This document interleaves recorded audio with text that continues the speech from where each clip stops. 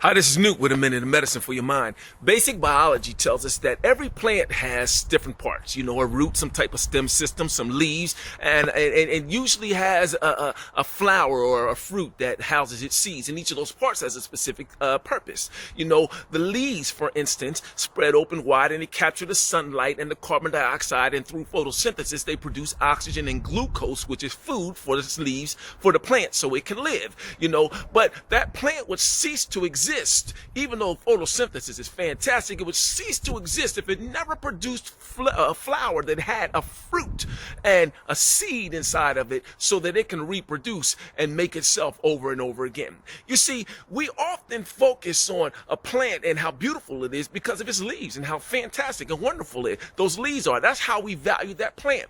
The same thing we do with folks. We look at people and we value them based on the things they've done and what we can see that they've amassed for themselves. But we often forget about the fruit that plant is producing, because in that fruit lie seeds, and seeds have the ability to reproduce that fruit over and over and over again in multitudes more than it exists right now.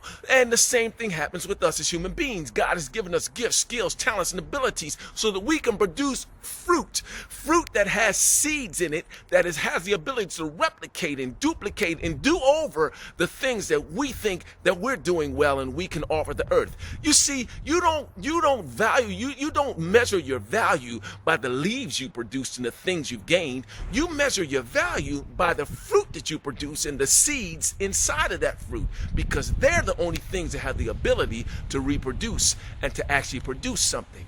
What are you producing? See, it's not about the leaves, it's the fruit and the seeds. This is Newt with a Minute of Medicine for Your Mind.